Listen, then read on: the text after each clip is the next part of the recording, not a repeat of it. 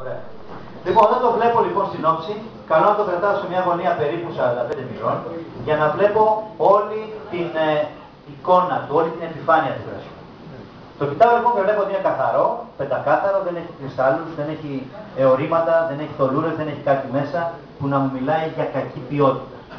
Στο χρώμα, λίγο ησυχία αν θέλετε πίσω, θα με βοηθήσετε πάρα πολύ. Ευχαριστώ.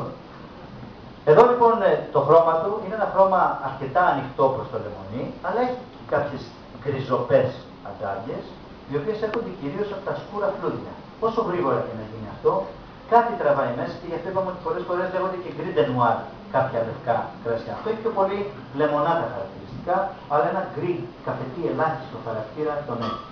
Πάμε να το μυρίσουμε. Το μυρίζω χωρίς ανακίνηση, το μυρίζω με ανακίνηση. Βλέπω ότι είναι ένα πεντακάθαρο, δεν έχει οξύδωση, δεν μυρίζει φελό το κρασί.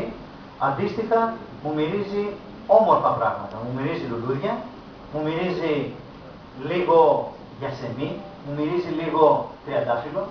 Μου θυμίζει επίσης λίγα στοιχεία από λεμόνια, λίγο λεμονανθούς, όπως κίτρο, περγαμόντο, τέτοια χαρακτηριστικά, άρα λεμονάδα εσπεριδοειδή και ανθικά χαρακτηριστικά. Πάντα το δοκιμάσουμε. Συγεία.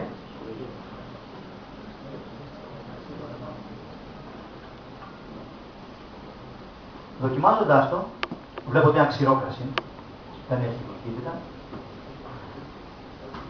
Τι είναι αυτό που ξεχωρίζει περισσότερο στο στόμα σας τώρα που το έχετε πιει? Το γλυκό, το ξινό, το πικρό, το αγνηρό, το όξινο, έτσι.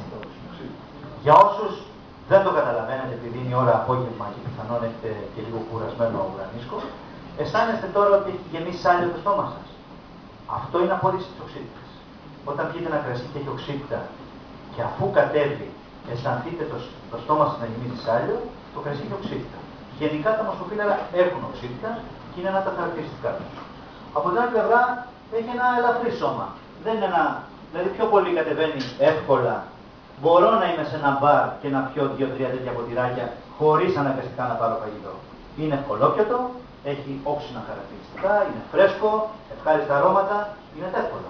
Να λοιπόν μια προσέγγιση για έναν επαγγελματία που δεν έχει εστιατόριο, που έχει μπαρ και θέλει να βάλει το στο ποτήρι. Αυτό είναι ένα πολύ αβανταδόρικο κρασί για τα παιδιά. Πίνεται εύκολα και δεν κουράζει. Όπως επίσης το σώμα του, όπως είπαμε, είναι αρκετά ελαφρύ κατεβαίνει εύκολα. Τα αρώματα στο στόμα είναι εξίσου όμορφα, πιο πολύ πάνε πιο γλυκό, λουκούμι τριαντάφυλλο, λουκούμι περγαμόντο, τέτοια χαρακτηριστικά και λίγα θετικά στοιχεία που το κάνουν ακόμα πιο ευχάριστο. Και έχει μια επίγευση, χωρίς να είναι πολύ μακριά, είναι ένα τίμιο κρασί.